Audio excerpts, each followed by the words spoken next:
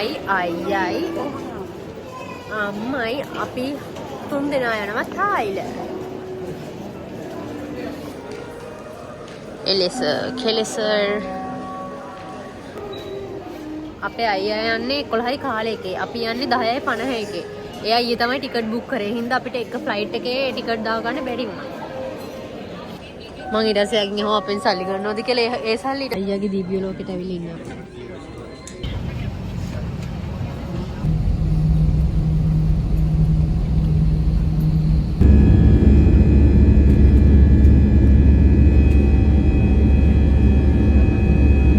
Battery must remove and carry safely throughout the flight.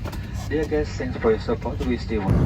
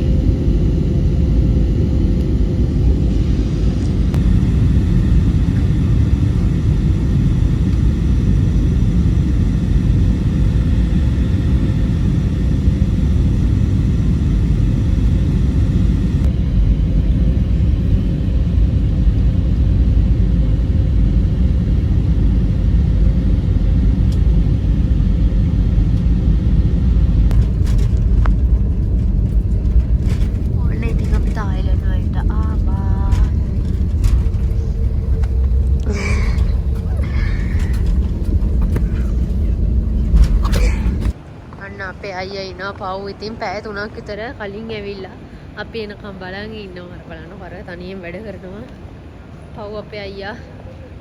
දැන් මම යන්නේ අපේ vlog එක ඉවර කරන්න. බයි කියන්න. ඕයි. බයි.